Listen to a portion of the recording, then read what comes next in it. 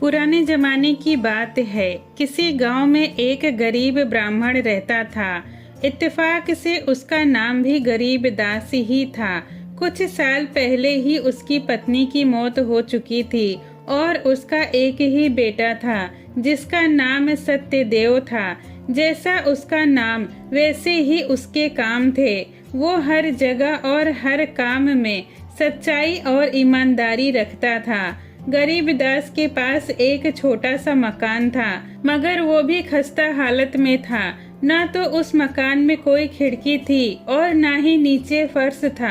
इसी वजह से उन्हें बरसात के दिनों में बड़े परेशानी का सामना करना पड़ता था। शायद उन्हीं के मकान के लिए किसी ने कहा था कि अगर आसमान कभी 1 घंटा बरसे तो छत से पानी कई घंटे बरसे। पंडित गरीबदास ज्योतिष विद्या में कुछ जानकारी रखते थे। गांव और गांव के आसपास के लोग उनके पास अपनी किस्मत का हाल जानने के लिए और शुभ मुहूर्त निकलवाने और ज्योतिष लगवाने आते थे। वो जो भी फल मिठाइयाँ पंडित जी को भेंट करते उसे वे बड़े ही खुशी से ले लेते, फिर वो चाहे थोड़ा ही क्यों ना हो। इसकी वजह ये थी कि इस वजह से उनकी दुकान अच्छी चलती थी और दूसरे वो हर हाल में खुश रहना चाहते थे। घर से कुछ ही दूरी पर उनके बेटे सत्यदेव की एक छोटी सी किराने की दुकान थी।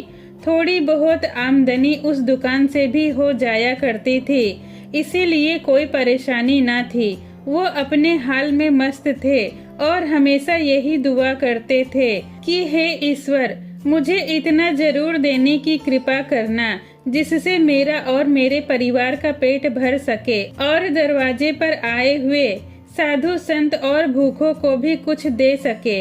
हम और ज्यादा नहीं मांगते। बस इसी तरह की प्रार्थना दोनों बाप बेटे भगवान से किया करते थे।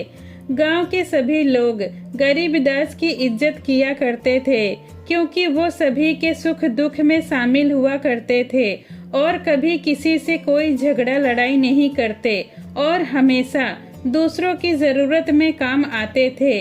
जब उनका बेटा सत्यदेव ने अपनी जवानी में कदम रखा तो बाप को उसकी शादी की फिक्र होने लगी।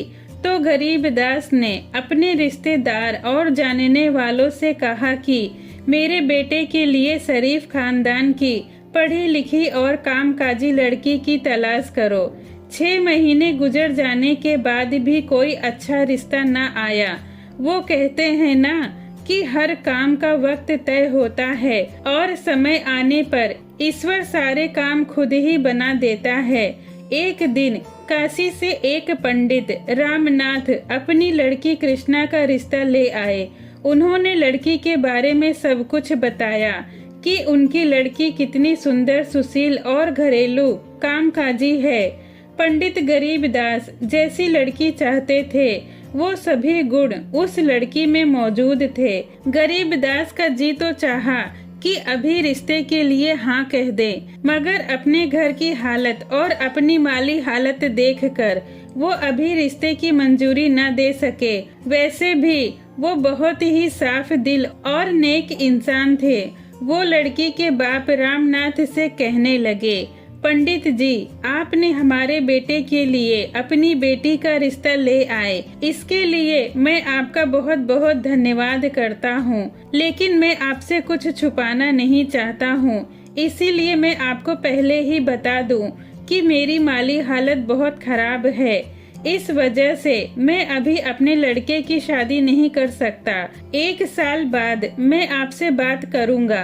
रामनाथ ने कहा, श्रीमान, आप चिंता ना करें, मैं आपकी माली हालत के बारे में जानता हूँ, लेकिन आप भी जरा मेरे बारे में सोचिए। मेरी 4 बेटियां हैं और कृष्णा मेरी सबसे बड़ी बेटी है।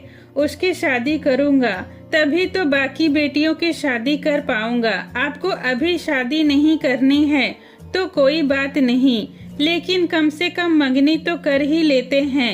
अब एक ब्राह्मण को दूसरे ब्राह्मण से इतनी हमदर्दी तो होनी ही चाहिए। रामनाथ की ये बातें सुनकर गरीबदास खुशी से फूले न समाये। उन्होंने तुरंत हाँ कर दी और 1 रुपए देकर मंगनी तय कर दी। गुड़ के लेन देन से रिश्ता तय हो गया और शादी की तारीख 1 साल बाद तय कर दी गई। उन दिनों झट मंगनी पट ब्याह का रिवाज नहीं था। पहले मंगनी कर दी जाती थी, फिर धीरे धीरे शादी की तैयारियां होती। जब दोनों परिवार तैयारी कर लेते तो एक अच्छा सा मुहूर्त निकालकर शादी कर देते थे। धीरे धीरे 8 महीने बीत गए। अब शादी में सिर्फ 4 महीने ही बाकी रह गए थे तो गरीबदास को एहसास हुआ कि माली हालत में अभी भी कोई सुधार नहीं आया है।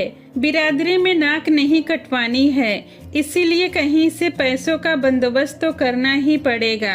पैसे कोई आसमान से तो गिरेंगे नहीं और कम से कम शादी पर 1000 रुपए तो जरूर ही खर्च होंगे। इसीलिए गरीबदास ने सोचा कि सबसे पहले वो अपने दोस्तों के पास रुपए मांगने के लिए जाएगा। दोस्तों की पहचान तो तंगी और तकलीफ में ही होती है, लेकिन गरीबदास को हर जगह से एक ही जवाब मिला, भाई हमारी खुद की हालत खराब है, तुम्हारी क्या मदद करेंगे। हम आपके लिए जान तो दे सकते हैं, मगर उधार देने के लिए रुपए नहीं हैं। दोस्तों रिश्तेदारों से मायूस होकर गरीबदास ने अब साहूकारों के घरों के चक्कर काटने शुरू कर दिए, लेकिन हर एक साहूकार ने उनसे यही कहा कि भाई रुपए तो हम दे देंगे, मगर मकान गिरवी रखना होगा, क्योंकि हमें तो अपने पैसे की वापसी सबसे पहले है। लेकिन गरीबदास को मकान गिरवी रखना मंजूर नहीं था और शादी का दिन नजदीक आता जा रहा था और इंतजाम अभी आधे के बराबर भी नहीं हुआ था। इसी चिंता में गरीबदास उदास अपने कमरे में बैठे थे। सत्यदेव ने जब अपने पिता को उदास देखा तो उनके पास आया और बोला, पिताजी क्या बात है, आप इतने उदास क्यों हैं? गरीबदास ने कहा, बेटा मैंने सभी रिश्तेदारों और दोस्तों से रुपए मांगे, लेकिन किसी ने भी मदद ना की। शादी की तारीख भी नजदीक आती जा रही है, रुपयों का इंतजाम ना हुआ तो बिरादरी में नाक कट जाएगी। सत्यदेव ने कहा, पिताजी आप अपने दोस्त हरिश्चंद्र के पास चले जाइए, वो बहुत ही भले इंसान हैं, वो आपकी जरूर मदद करेंगे। गरीबदास खुश हो गए। उन्हें भी पूरा यकीन था कि उनका दोस्त हरिश्चंद्र उनकी जरूर मदद करेगा और इसी उम्मीद के साथ पंडित गरीबदास अगले दिन अपने दोस्त हरिश्चंद्र के पास सोहना गांव गए और थोड़ी देर की बातचीत के बाद उन्होंने अपने आने का कारण बताया। दोनों एक दूसरे के बहुत ही पुराने दोस्त थे। हरिश्चंद्र को गरीबदास की ईमानदारी पर पूरा भरोसा था, इसीलिए वो हंसकर कहने लगे, पंडित जी 1000 रुपए तो बहुत ही मामूली रकम है, अगर आप कहें तो मैं 10,000 भी देने के लिए तैयार हूँ। हाँ, लेकिन इन रुपयों की वापसी की कुछ जमानत तो होनी ही चाहिए। गरीबदास बेचारा सोच में पड़ गया और फिर उसने जवाब दिया, मेरे दोस्त मेरे पास और कोई जमानत तो नहीं है, मैं सिर्फ एक ही बात कह सकता हूँ कि मेरा लड़का और उसकी होने वाली बहू जब तक आपकी पाई ना चुका देंगे तब तक वो पति पत्नी की तरह नहीं बल्कि भाई बहन की तरह जिंदगी बिताएंगे। गरीबदास को अपने बेटे पर इतना भरोसा था कि मैं जो भी वादा करूँगा उसे मेरा बेटा जरूर पूरा करेगा। गरीबदास के इस जवाब से हरिश्चंद्र को पूरी तसल्ली हो गई। उसने तुरंत तिजोरी से 1000 रुपए निकालकर पंडित जी के सामने रख दिया और एक जमानतनामा तैयार किया और वो शर्त भी उसमें लिखी गई जिसमें ये कहा गया था कि जब तक मेरा बेटा आपकी पाई न चुका दे वो अपनी पत्नी के साथ एक भाई बहन की तरह जिंदगी बिताएगा। दोनों ने अपने अपने हस्ताक्षर उस शर्तनामे पर कर दिए। पंडित गरीबदास ने उन रुपयों में से 500 रुपए उठा लिए और अपने थैले में डाल दिया और हरिश्चंद्र से कहा, मैं अपने घर पर अभी इन रुपयों को सुरक्षित नहीं रख सकता हूँ। मेरे घर पर चोरी होने की आशंका है, इसीलिए अभी सिर्फ आधी रकम लिए जा रहा हूँ और बाकी की आधी रकम मेरी अमानत के तौर पर अभी आपके पास ही पड़ी रहेगी। जब जरूरत होगी तो फिर ले जाऊंगा। गरीब दास ये कहकर अपने घर की तरफ चल पड़े। बदकिस्मती से रास्ते में उनके पेट में बहुत तेज दर्द होने लगा। घर पहुँचते पहुँचते उनकी हालत खराब हो गई। बड़ी मुश्किल से घर में उन रुपयों को अपनी लकड़ी की एक संदूक में रखकर ताला लगा दिया, मगर अपने बेटे सत्यदेव को बताना भूल गए और गरीब दास की हालत बद से बदतर हो गई। उसके बेटे सत्यदेव ने जल्दी से शहर से हकीम को बुलाया, लेकिन कोई भी दवा गरीब दास पर असर न की और धीरे धीरे उनकी हालत और भी बिगड़ती गई। किसी ने सच ही कहा है कि जब मौत करीब आती है तो कोई दवा दुआ काम नहीं आता। गरीब दास अपने बेटे की शादी की हसरत दिल में लिए इस दुनिया से चले गए। उसका बेटा बेचारा सत्यदेव गम में डूबा हुआ फूट फूट कर रो रहा था। जैसे कि दुनिया का नियम है, गली मोहल्ले वाले सभी इकट्ठा हो गए। कोई अफसोस कर रहा था तो कोई ढाढ़स बंधा रहा था। गरीब दास के दाह संस्कार के बाद पगड़ी की रस्म शुरू की गई। सत्यदेव की बिरादरी इकट्ठा हुई और पूजा के बाद सत्यदेव को तिलक लगाया गया। सत्यदेव को पहनाने के लिए एक नई पगड़ी निकाली गई।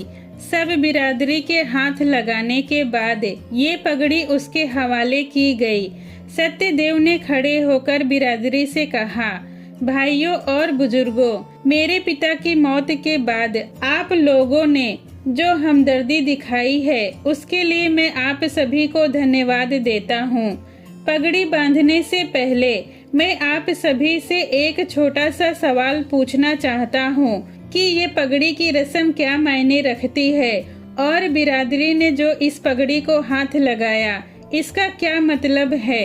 बिरादरी में से एक बूढ़े व्यक्ति खड़े होकर कहने लगे, बेटा तुमने अभी जिंदगी में कदम ही रखा है, दुनिया की ऊंच नीच तुम नहीं जानते। ये हमारी रस्में बहुत पुरानी चली आ रही हैं। किसी को याद भी नहीं होगा कि ये रस्में कब बनाई गई थी और न ही किसी में इतनी हिम्मत है कि वो बुजुर्गों की बनाई हुई रस्मों पर चूं-चां करे। खामोशी से वैसा करते जाओ जैसा बिरादरी कहती है। सत्यदेव को भला इस जवाब से चैन कैसे मिल सकता था। वो संतुष्ट ना हुआ और फिर बोल पड़ा, भाइयों और बुजुर्गों, जिसने भी ये रस्में बनाई हैं उसके पीछे कोई ना कोई बात तो जरूर है। जैसे बाप के बाद उसका बेटा उसकी जगह संभालता है और पगड़ी को बिरादरी इसीलिए हाथ लगाती है कि वह मरने वाले के परिवार के हर सुख दुख में बराबर शामिल होने का यकीन दिलाते हैं।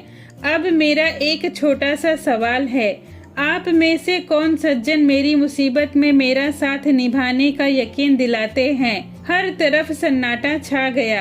हामी भरने के लिए एक शख्स भी तैयार ना हुआ। सत्यदेव फिर बोला, मुझे अफसोस है कि इतनी बड़ी बिरादरी में से एक भी आदमी मेरा हमदर्द बनने के लिए तैयार नहीं है। मैं तो सर से पैर तक नंगा हो गया हूँ। मेरा बाप मर चुका है। मैंने आप लोगों की हमदर्दी देख ली है। ऐसी बिरादरी से मेरा क्या वास्ता हो सकता है। वक्त की नजाकत को समझते हुए मुझे खुद अपने पैरों पर खड़ा होना पड़ेगा। मैं पगड़ी बांधूं या ना बांधूं, इससे किसी को क्या फर्क पड़ता है। आप लोग कृपया करके पगड़ी संदूक में बंद कर दे और मुझे मेरे हाल पर छोड़ दें। ऊपर वाला सबका मालिक है। मैं हाथ जोड़कर बिरादरी से विदा लेता हूँ। सत्यदेव ने जैसे ही अपनी बात खत्म की, बिरादरी के लोगों ने उसकी बातों पर नाराजगी जताने लगे। कुछ देर तो वे सब आपस में बातें करते रहे, फिर एक एक कर अपने अपने घर चले गए। कुछ दिनों के बाद सत्यदेव ने घर का सामान खोला तो अचानक उसकी नजर बाप की लकड़ी की संदूक में रखे उन 500 रुपयों पर पड़ी। ये देखकर वो हक्का बक्का रह गया। उसे अपने बाप की आदत का अच्छी तरह से पता था कि वो कभी झूठ नहीं बोलते थे। उनके पास पैसे तो थे नहीं, फिर ये रुपए कहाँ से आ गए? हो सकता है कहीं से शादी के लिए उधार लेकर आए होंगे। इसीलिए उसने अपने बाप के सभी जानने वालों से पूछना शुरू कर दिया, मगर उनमें से किसी ने कुछ न बताया। तो उसे अचानक सोहना गांव के सेठ हरिश्चंद्र का ख्याल आया, तो वह उनके पास जा पहुंचा और अपने बाप की मौत का जिक्र किया और रुपयों के बारे में भी सवाल पूछा। तो सेठ हरिश्चंद्र ने गरीब दास की मौत पर अफसोस जताते हुए कहने लगे कि पंडित जी फलाना तारीख को मेरे यहाँ आए थे और 500 रुपए ले गए थे। अभी उनकी आधी रकम मेरे पास जमानत पड़ी है। तुम्हें जब जरूरत हो खुशी से ले लेना। सत्यदेव कहने लगा, चाचा जी, मुझे पता है कि आप और पिताजी बहुत ही अच्छे दोस्त थे। मेरी शादी की तारीख पिताजी ने तय कर दी थी।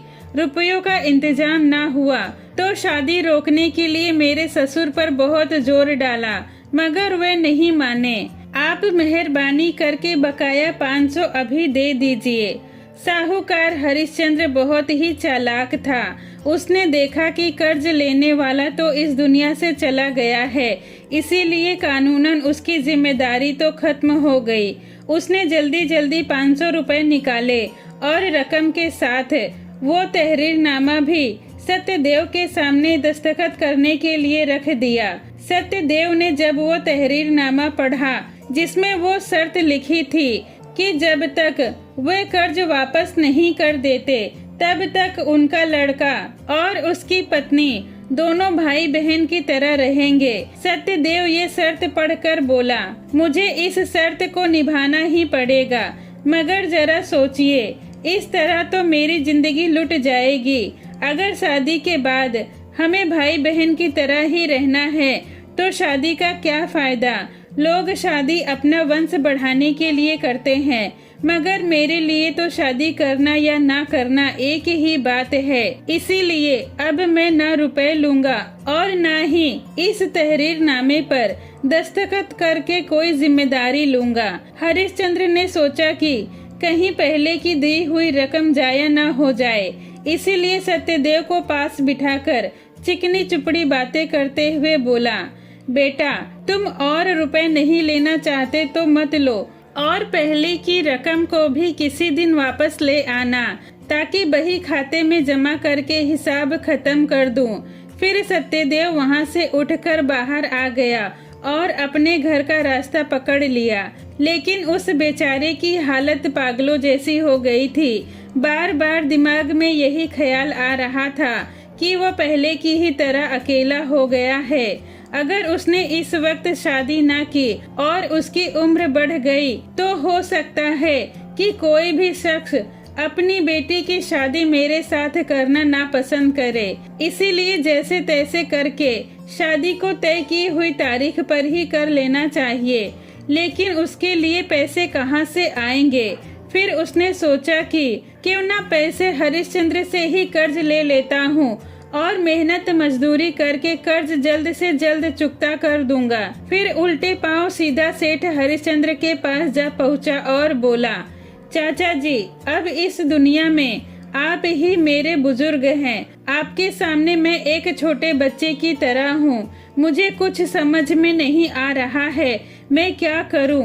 अब आप ही मुझे राह दिखाइए। चालाक सेठ हरिश्चंद्र ये सुनकर कहने लगा, मेरे प्यारे बेटे, तहरीरनामे पर जो शर्त लिखी गई है उसका सिर्फ इतना ही मतलब है कि आप लोग जल्द से जल्द मेरी रकम वापस करने की हर मुमकिन कोशिश करेंगे और इस शर्त का कोई मतलब नहीं है। क्या तुम्हें लगता है कि मैं ये रकम वसूलने के लिए तुम्हारे खिलाफ अदालत जाऊंगा?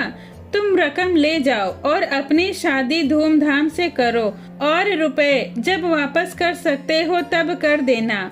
तुमने तो देखा ही होगा कि तहरीरनामे पर सूद का कहीं जिक्र नहीं है। ये रकम तो मैंने पंडित जी को सिर्फ अपनी पुरानी दोस्ती की बुनियाद पर ही दी थी।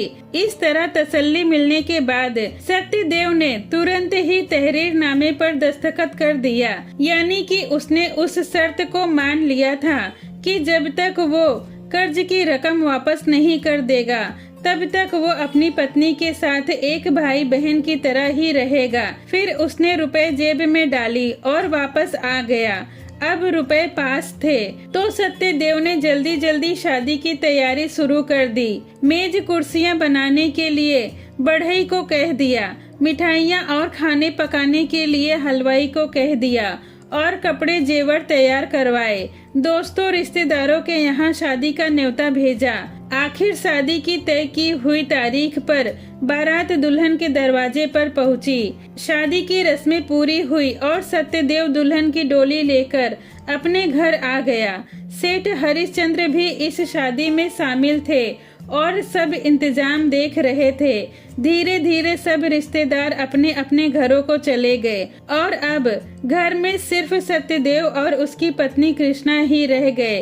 कृष्णा ने तरह तरह के स्वादिष्ट भोजन बनाए और थाली सजाकर अपने पति के सामने रख दिया। सत्यदेव बड़े मजे ले लेकर खाना खाता गया। चटकारों की आवाज दूर तक सुनाई दे रही थी, जैसे कि कोई सदियों का भूखा हो, लेकिन साथ ही साथ उसके चेहरे पर मायूसी नजर आ रही थी। कृष्णा लंबा सा घूंघट निकालकर अपने पति को देख रही थी।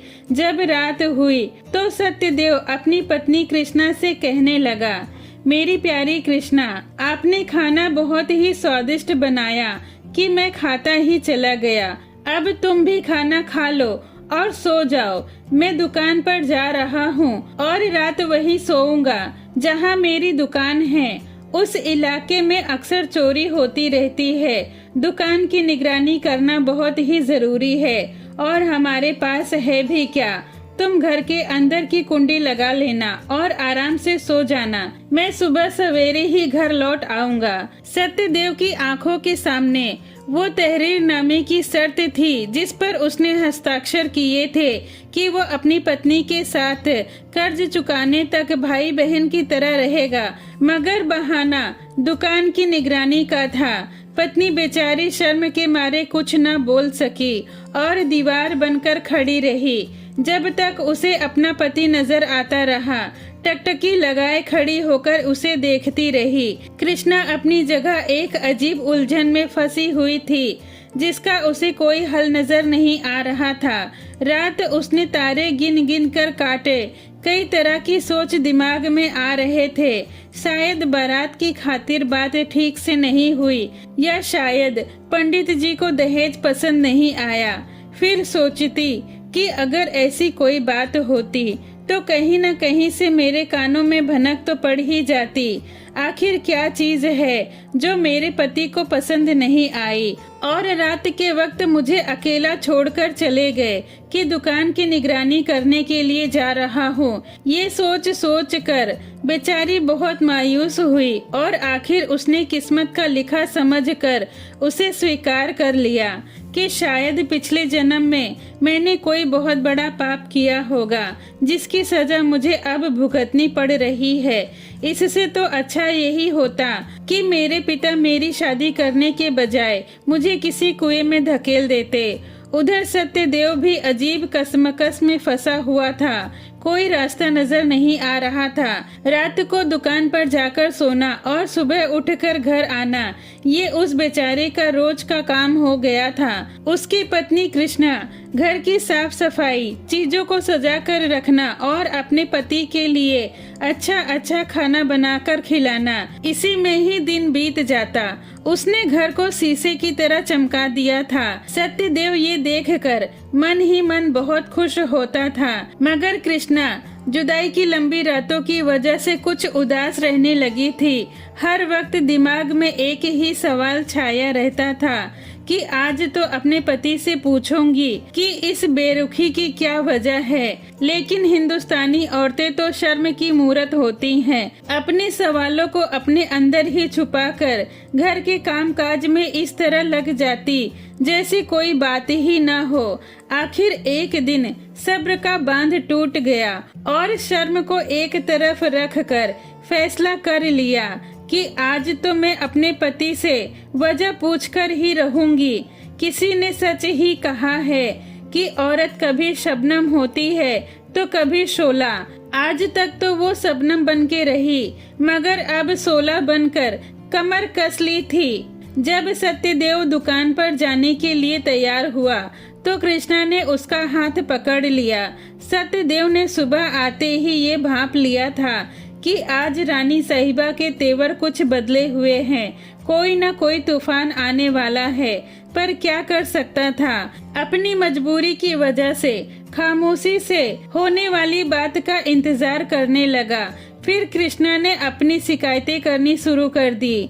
आप मुझसे शादी करके ले आए हैं, कहीं से भगाकर तो नहीं ले आए। आखिर मेरा भी कुछ हक है। आपने मुझे कैदी बनाकर जेल में डाल रखा है। मुझे ये कहने में जरा भी संकोच नहीं है कि जेल के कैदियों के साथ मुझसे ज्यादा अच्छा सलूक किया जाता होगा।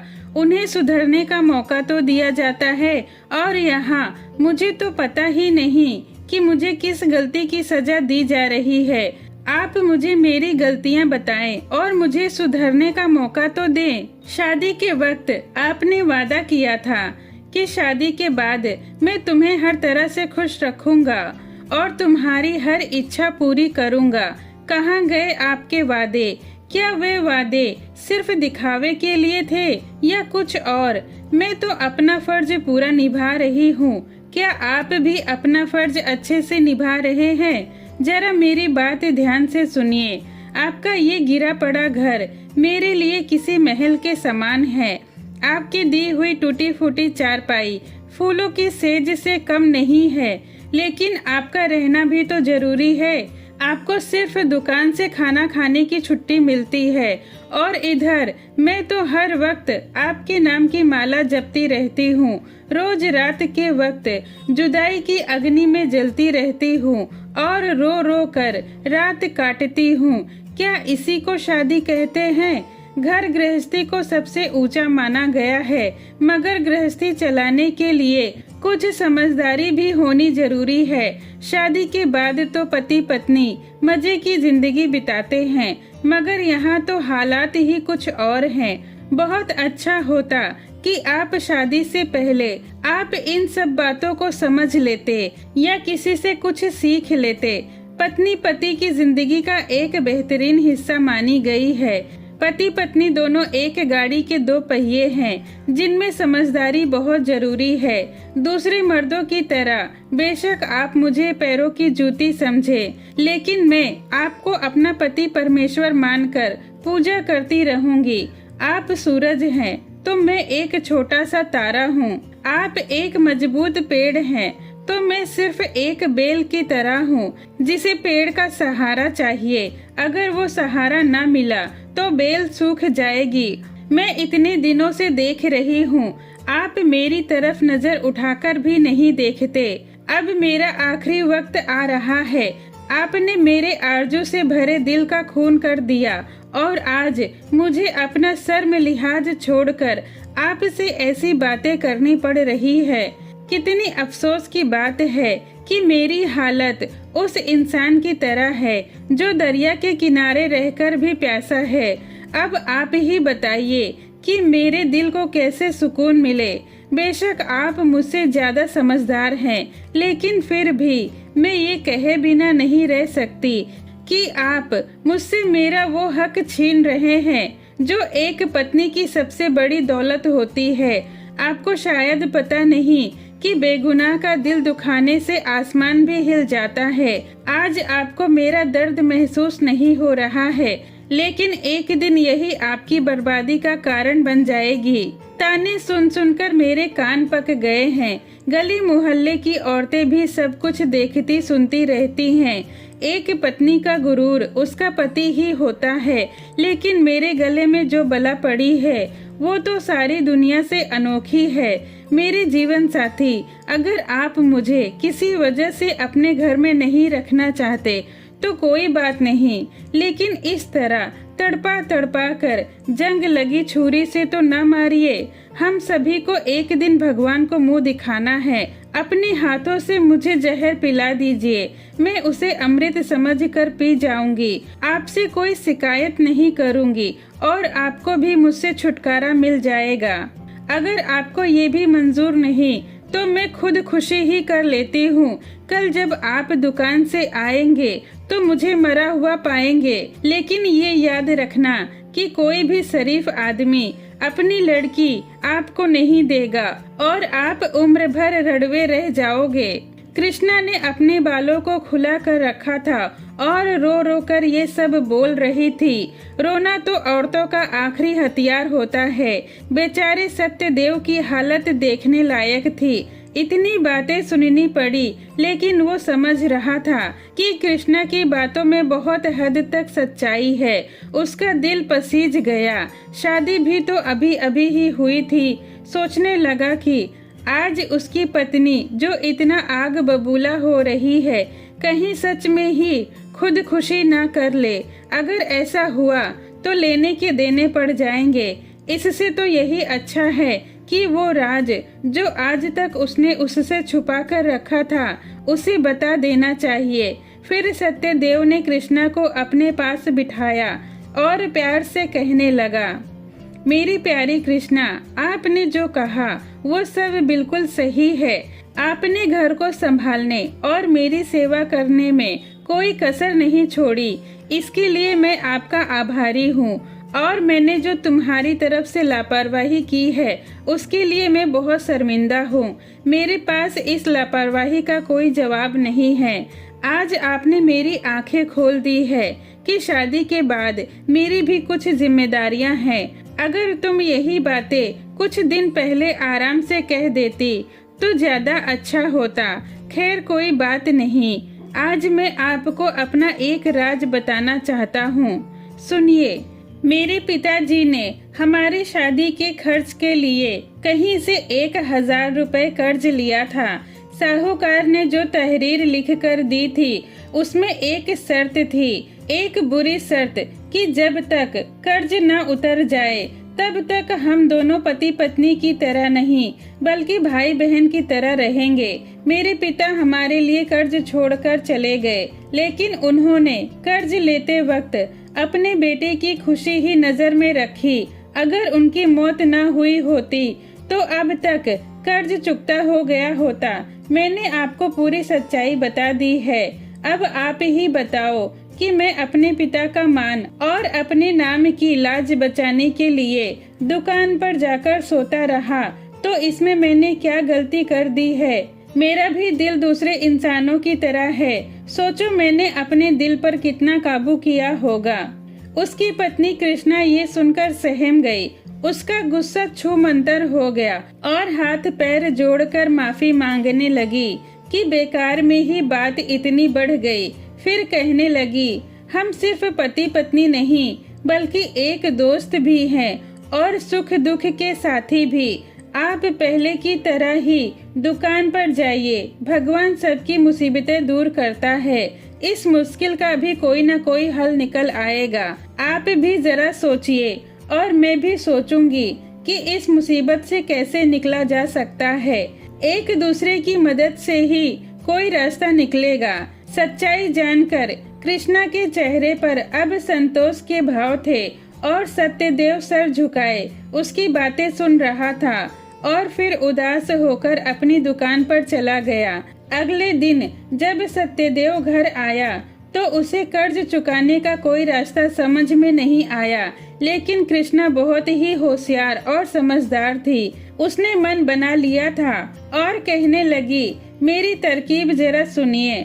आप उस सेठ के पास दोबारा जाइए और 1000 रुपए कर्ज और ले लीजिए और उन्हें बता देना कि हम एक कारोबार शुरू करने जा रहे हैं और जल्द ही आपका कर्ज चुकता कर देंगे। हमने आजादी से अपना जीवन जीने का फैसला कर लिया है, इसीलिए आपकी मदद और मेहरबानी चाहते हैं। लेकिन एक और बात है, मेरी तरकीब इतनी आसान नहीं है क्योंकि अब हम दोनों को मिलकर ही काम करना होगा।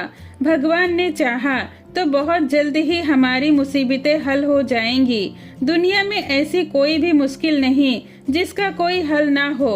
बाकी की बातें जब आप कर्ज ले आएंगे तो बताऊंगी। सत्यदेव को अपनी पत्नी पर पूरा भरोसा था, इसीलिए वो अगले ही दिन सेठ हरिश्चंद्र के पास जा पहुंचा और उनसे अपनी सारी बातें कह सुनाई। हरिश्चंद्र ये देख कर कि लड़का वादे का कितना पक्का है और कर्ज उतारने के लिए कितनी जद्दोजहद कर रहा है, इसीलिए उन्होंने 1000 रुपए और कर्ज दे दिया और पुराने तहरीरनामे पर हस्ताक्षर करवा लिया। सत्यदेव खुशी खुशी घर वापस आया और रुपए कृष्णा को देते हुए उसकी तरकीब पूछने लगा। कृष्णा मुस्कुराते हुए अपनी तरकीब बताने लगी। आज से आपका नाम बड़ा भैया और मेरा नाम छोटा भैया होगा। हम एक दूसरे को इसी नाम से ही बुलाएंगे। अब आप अच्छी नस्ल के 2 घोड़े खरीदिए और उनका साजो सामान भी अच्छा होना चाहिए, जैसा कि राजकुमारों के पास होता है, और 2 मर्दाना शाही पोशाक बनवाइए और घोड़ों के लिए 1 महीने के खाने का इंतजाम करें। 1 टिन देसी घी भी उन घोड़ों की खुराक में शामिल होगा। आज से ही आप इस काम में लग जाइए और सारा खर्च हिसाब से ही करना और जो पैसे बच जाए मुझे वापस कर देना। सत्यदेव अपने एक पुराने दोस्त के पास गया। वो राजा बल्लभगढ़ के शाही अस्तबल में बहुत दिनों तक घोड़ों की देखभाल करता था, इसीलिए उसे घोड़ों की अच्छी पहचान थी। उसकी मदद से कुछ ही दिनों में अच्छी नस्ल के 2 घोड़े और उनका साजो सामान खरीद लिया। सत्यदेव और कृष्णा दोनों मिलकर घोड़ों की सेवा करनी शुरू कर दी। घोड़ों के दानों में घी भी मिलाया जाता और दोनों सुबह शाम 2-2 घंटे घुड़सवारी करनी शुरू कर दी। कृष्णा अक्सर घोड़ों की पीठ पर हाथ रखकर बड़े प्यार से सहलाती। घोड़े उनसे जल्दी ही घुल मिल गए, अपने मालिक को अच्छे से पहचानने लगे थे। बड़ा भैया छोटा भैया भी माहिर घुड़सवार बन गए। एक दिन छोटा भैया बड़ा भैया से कहने लगा, बड़े भैया देखना, कल हम जिस सफर के लिए निकलने वाले हैं हम उसमें जरूर कामयाब होंगे और हमारा कर्ज चुकाने की कोई न कोई राह जरूर मिल जाएगी। ऐसे मौके बार बार नहीं आते और जब आते हैं तो पूरी जिंदगी बदल देते हैं। कृष्णा अपनी पिछली बातों के लिए शर्मिंदा थी, लेकिन अब वे दोनों मिलकर काम करने वाले थे। अगली सुबह बड़ा भैया और छोटा भैया मर्दाना लिबास पहनकर अस्तबल में गए, घोड़ों पर सवार हुए और भगवान का नाम लेकर सफर के लिए रवाना हो गए। सफर के लिए ना कोई रास्ता तय किया था और न ही कोई मंजिल तय थी। जिधर की तरफ घोड़ों ने मुंह कर दिया बस उसी तरफ चल पड़े। घोड़े बहुत तेज रफ्तार में थे। वो अपने मालिक के इशारों को खूब समझते थे। चाबुक चलाने की कभी जरूरत ही नहीं पड़ती। थोड़ी ही देर में घोड़ों ने बहुत सफर तय कर लिया और एक बड़ी सड़क पर आ पहुँचे। तभी ऐसा संजोग हुआ कि उस राज्य के राजा की सवारी उसी रास्ते पर आ निकली। एक बड़ा जुलूस राजा के साथ साथ चल रहा था। राजा शिकार खेलने के लिए जंगल में जा रहे थे। राजा ने देखा कि 2 खूबसूरत नौजवान 2 खूबसूरत घोड़ों पर सवार हैं। घोड़े अच्छे नस्ल के हैं, जिनका सीना शेर जैसा है और कमर चीते जैसी।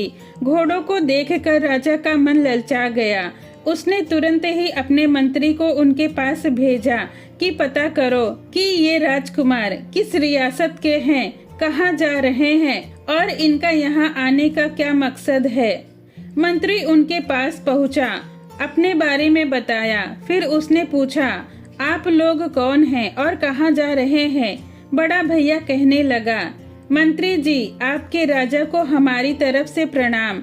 हम एक जौहरी के बच्चे हैं। हमारा काम एक रियासत से दूसरी रियासत में जाना और हीरे जवाहरात खरीदना और बेचना है। मंत्री ने जाकर ये सब बातें राजा को बताई तो राजा ने उसे दोबारा उनके पास भेजा कि उनसे पूछो उनकी 1 महीने की क्या आमदनी है। मंत्री ने दोबारा जाकर उनसे पूछा तो छोटा भैया बोला, मंत्री जी, हमारी 1 महीने की आमदनी 1000 रुपए से कम नहीं है। इस तरह हम दोनों को मिलाकर 2000 रुपए बन जाते हैं और हमारा गुजारा अच्छे से हो जाता है।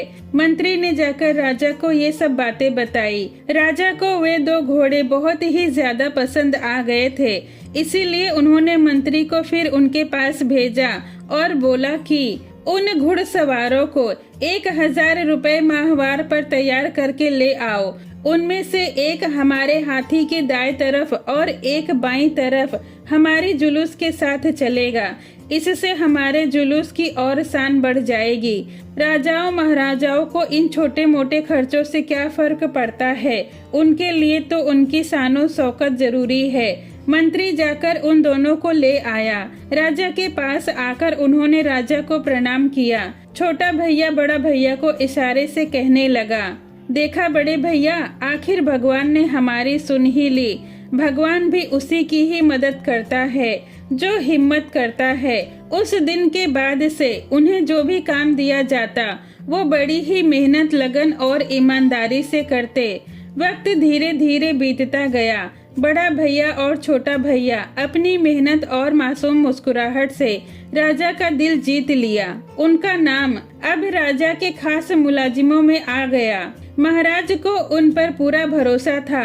एक बार की बात है, बरसात का मौसम आया तो राजा ने मंत्रियों को हुक्म दिया, इस सुहाने बरसात के मौसम में हम शाही बाग के करीब ही रहना चाहते हैं, इसीलिए वहाँ शाही तंबू लगवा दिया जाए। तंबू के बाहर रोज रात पहले और दूसरे पहर बड़ा भैया और तीसरे चौथे पहर छोटा भैया पहरा दिया करेगा। उनके आदेश का तुरंत ही पालन किया गया। राजा अपने परिवार के साथ उन तंबुओं में पहुंच गए। एक दिन की बात है, दूसरा पहर खत्म होने के बाद जब बड़ा भैया घर पहुंचा तो उसने पहरेदारी के लिए छोटा भैया को भेजा और उसे सावधान रहने के लिए भी कहा। जब रात का तीसरा पहर बीत गया तो अचानक ही काले बादल छा गए जो मन को बड़ा ही लुभाने वाले थे। एक तरफ से बिजली कड़की, बादल गरजे और छमछम बारिश होने लगी। वो सुहानी चांदनी रात एक काली बरसात की रात में बदल गई। इतनी ही देर में रात के गहरे सन्नाटे में एक पेड़ से पपीहे की आवाज छोटे भैया के कानों में आई और उसका बोलना छोटा भैया के ऊपर जादू जैसा असर कर गया। उसकी सोई हुई आरजू जाग उठी। उस पर जवानी का आलम था। अचानक ही उसके मुंह से ये शब्द निकल गए, पपीहा पीपी क्या करे, पिया बने हैं वीर, जा पपीहा घर अपने, मत कर मन को दिलगीर। छोटा भैया जब ये शब्द पपीहे से कह रहा था तो उसकी बातें राजा ने भी सुन ली। उन्होंने आवाज देकर पूछा, पहरे पर इस वक्त कौन नौजवान है? छोटे भैया ने तुरंत जवाब दिया, छोटा भैया पहरेदारी पर है। राजा ने फिर पूछा, ये आवाज कहाँ से आई? छोटा भैया बोला, आवाज तो कोई नहीं आई, आप आराम से सो जाइए, मैं हर तरफ से पहरेदारी करता रहूंगा। थोड़ी देर के बाद पपीहे ने फिर से आवाज निकाली। छोटा भैया ने फिर वही शेर दोहरा दिया। राजा ने फिर पूछा कि पहरेदारी पर कौन है? तो छोटा भैया कहने लगा, महाराज छोटा भैया पहरेदारी पर है। राजा की नींद में इस तरह खलन आया तो वे नाराज हो गए कि आज तक तो इससे पहले ऐसा ना हुआ, आज ये चक्कर क्या है? पहली बार जब उन्होंने आवाज सुनी थी तो उन्हें सिर्फ शक हुआ था, लेकिन अब शक यकीन में बदल चुका था कि दाल में कुछ जरूर काला है। राजा ने मंत्री को आदेश दिया कि इस छोटे भैया को बंदी बना लो और कल सुबह उसे दरबार में पेश करना। आदेश का तुरंत पालन किया गया और अगले दिन छोटे भैया को रस्सियों में जकड़कर दरबार में पेश किया गया। राजा को पहले से ही छोटे भैया की आवाज से उस पर शक था कि ये मर्द नहीं औरत है। अब राजा ने उसे बड़े गौर से सर से लेकर पांव तक देखा। दिल में कई तरह के ख्याल आ रहे थे और छोटा भैया डर के मारे कांप रहा था। राजा ने कहा, ए पहरेदार, सच सच बता, रात में एक बार नहीं 2 बार मेरे कानों में आवाज आई। ये आवाज तेरी थी और अब तक मेरे कानों में गूंज रही है। इसका कारण क्या था? तुम किसको जवाब दे रहे थे और क्या जवाब दे रहे थे? हमने भी तुमसे पूछने की कोशिश की, लेकिन तुमने टालने की ही ठानी। तुमने इतनी जुर्रत कैसे की? अगर तुमने सब सच सच बताया तो हम तुम्हें माफ कर देंगे, और अगर झूठ बोला तो सख्त सजा मिलेगी। छोटा भैया सर झुकाए खड़ा था और बोला, महाराज, अगर जान की सलामती दे तो मैं आपको सब सच सच बताने के लिए तैयार हूँ, लेकिन अपनी हकीकत बताने से पहले मैं एकांत चाहता हूँ। मेरी ये विनती पूरी की जाए। राजा ने दरबारियों को आदेश दिया कि हमें अकेला छोड़ दिया जाए। जब सब वहाँ से चले गए तो अकेले में वो कहने लगा, महाराज, मैं एक लड़का नहीं बल्कि लड़की हूँ। मेरा नाम कृष्णा है और मेरे साथी का नाम पंडित सत्यदेव है। वो मेरा पति है। अब मैं आपको बताती हूँ कि हम अपना भेष बदल कर क्यों रह रहे हैं। कुछ समय पहले हम दोनों की मंगनी हुई थी। जब शादी का वक्त आया तो मेरे ससुर श्री पंडित गरीबदास ने एक साहूकार के सामने अपनी झोली फैलाई और 1000 रुपए शादी में खर्च करने के लिए कर्ज ले लिया, क्योंकि उनकी माली हालत बहुत खराब थी। साहूकार ने सूद तो नहीं लिया, क्योंकि वो मेरे ससुर का बहुत पुराना दोस्त था, लेकिन इकरार नामे में एक ऐसी बेतुकी शर्त मेरे ससुर से लिखवा कर ले ली जिसकी मिसाल कहीं नहीं मिलती। वो बेतुकी शर्त ये थी कि जब तक कर्ज की पूरी रकम अदा नहीं की जाएगी तब तक गरीबदास का बेटा सत्यदेव और उसकी बहू कृष्णा पति पत्नी की तरह नहीं बल्कि भाई बहन की तरह रहेंगे। मेरे ससुर पंडित गरीबदास जी तो मर चुके हैं और हमारे लिए एक फर्ज छोड़ गए हैं। हमने अपना कितना वक्त